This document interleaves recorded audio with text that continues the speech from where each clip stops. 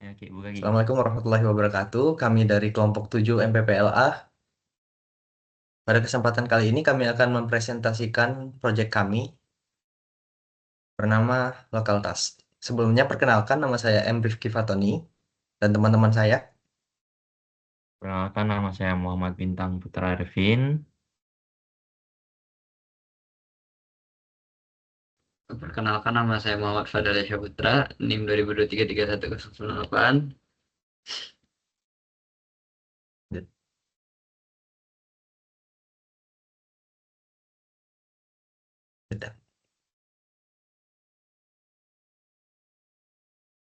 Nah, sebelumnya mari kita mengenal proyek kami terlebih dahulu.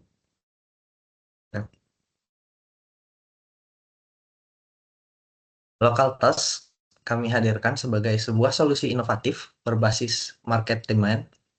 Kami mengusulkan pembangunan platform mobile yang berfungsi sebagai jembatan digital untuk menghubungkan seorang individu yang membutuhkan bantuan untuk jasa mikro dengan penyedia jasa yang terpercaya yang berada di lingkungan sekitar mereka. Proyek ini bukan sekedar sebuah aplikasi biasa, melainkan sebuah ekosistem pemberdayaan ekonomi komunitas yang modern dan efisien.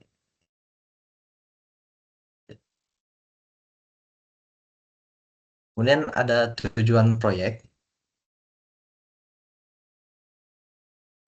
Tujuan utamanya yaitu meluncurkan minimum viable product dari aplikasi lokal task yang fungsional, aman, dan mudah untuk digunakan dalam jangka waktu yang telah ditentukan.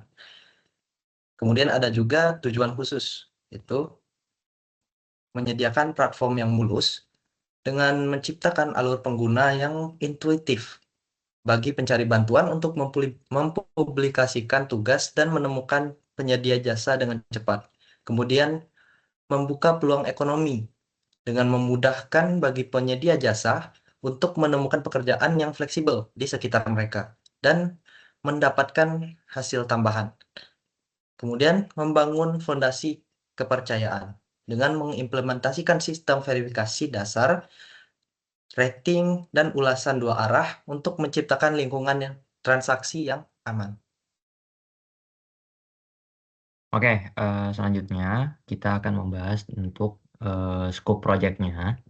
Jadi untuk cakupan projectnya sendiri atau scope projectnya itu sendiri, project dari Lokalitas ini akan berfokus pada pengembangan fitur-fitur inti yang paling krusial untuk peluncuran awal atau yang tadi disampaikan oleh teman saya yaitu MVP. Nah, untuk in scope-nya sendiri itu untuk platform itu berbasis mobile, itu kita bisa pakai Android dan iOS, nanti bakal dikembangkan menggunakan framework cross platform untuk efisiensi. Lalu yang kedua manajemen pengguna atau manajemen user, registrasi dan profil untuk dua tipe pengguna, yakni untuk pencari bantuan dan pastinya untuk tasker itu sendiri. Lalu ada integrasi dengan pihak ketiga, yakni ada integrasi dasar dengan Google Maps API ataupun API dari Google Maps bakal kita pakai untuk fitur geolokasinya. Lalu ada integrasi dengan payment gateway-nya juga untuk sistem pembayaran yang aman atau escrow. Terus project ini tentunya juga bakal berfokus ke fitur-fitur utamanya, yakni yang pertama ada publikasi tugas dari deskripsi, kategori, lokasi, serta anggaran. Lalu ada pencarian dan penawaran tugas, ini berbasis daftar dan peta. Terus ada sistem notifikasi real time, yakni dari tawaran baru, pesan baru, dan status baru. Ada juga fitur chatting internal antara dua pengguna tadi, yakni Tasker dan apa pe- dan penyedia bantuan gitu. Lalu yang terakhir ada sistem rating dan ulasan setelah tugas dari Tasker itu sudah selesai dilaksanakan. Nah, untuk deliverables-nya sendiri, itu pada project ini kita akan nyerahin beberapa aset berikut. Yang pertama pastinya aplikasi mobile lokal tasnya, yakni file aplikasi yang siap diunggah ke Google Play Store untuk Android dan pastinya untuk iOS nanti bakal disesuaikan juga. Lalu untuk dokumentasi pengguna, ini bakal kita bikin panduan singkatnya dalam format PDF yang ngejelasin cara nggunain fitur-fitur utama aplikasi bagi kedua tipe pengguna. Yang seperti tadi saya bicarakan pada scope project-nya.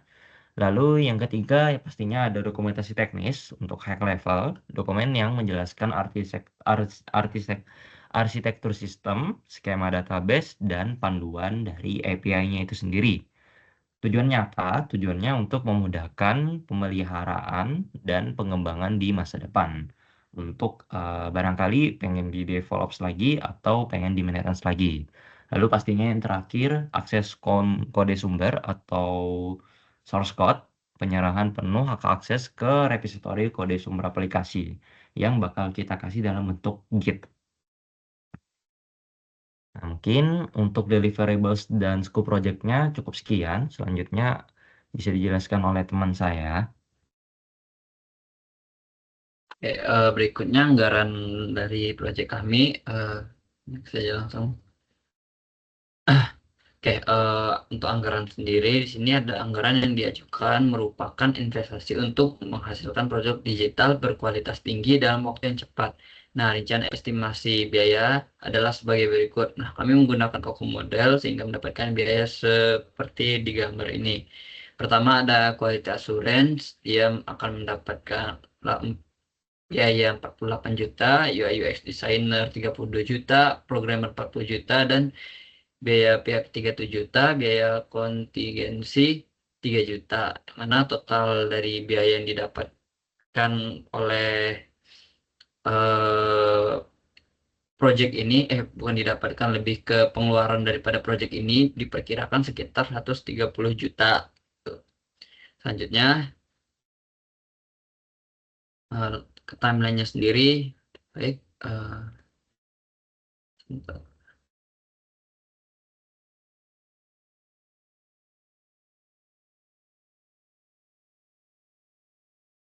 Nah, di sini ada, oke, apakah terlihat teman-teman? Oke, Lihat, langsung terlihat. saja. Di sini ada Gancar, yaitu Gancar project kami, atau bisa disebut juga timeline daripada kami bekerja. Nah, yang pertama, project manager itu udah pasti dia bekerja dari awal sampai habis. Nah, yang pertama pastinya kita akan melakukan perancangan dan desain. Nah, untuk perancangan desain sendiri kita menggunakan waktu selama 2 minggu. Ini ada dari hari pertama, yaitu 10 hari kerja. Ini 1 sampai 5, ada weekend 2 hari, terus 6 sampai 10, ada 2 hari weekend juga. Terus UI UX juga bekerja di minggu kedua, dan sistem arsitek juga kerja di hari kedua. Lalu setelah itu di minggu ketiga mulailah kita technical execution. Nah, di sini kita gunakan metode agile, yang mana ini agile scrum, mana kita akan menggunakan sprint dalam melakukan eksekusi project atau mengerjakan project. Pertama, sprint 1 core system dan authentication itu kita lakukan selama 2 minggu. Lalu ada sprint kedua main feature, itu kita membuat fitur utamanya itu dalam waktu 2 minggu. Lalu kita advance feature, jadi kita menyempurnakan fitur-fiturnya itu dalam waktu 3 minggu. Jadi kalau ditotalkan ini kita akan bekerja selama 7 minggu untuk pembuatan aplikasinya, executionnya. Lalu functional test, quality assurance. Setelah kita buat project, kita akan mengetesnya itu. Kita functional test kita kasih waktu 6 minggu, yang mana pekerjaan dia ini dimulai dari setelah core system. Nah, misalnya minggu ketiga itu core system, nah minggu keempat kita langsung kerjakan functional test. Kita tes terus setiap minggunya, hasilnya dari mana sampai mana gitu. Kita tes terus setiap minggunya sampailah hari terakhir. Setelah selesai barulah kita testing dan bug fixing. Kita lakuin perbaikan bug yang ada di dalam project ini.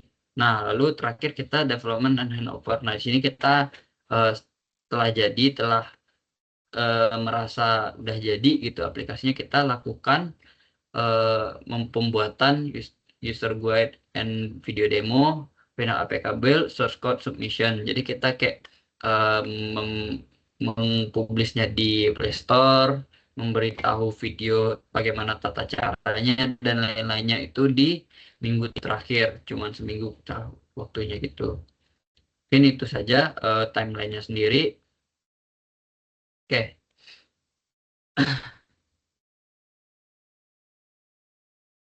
Oke, mungkin ini saja yang dapat kami sampaikan.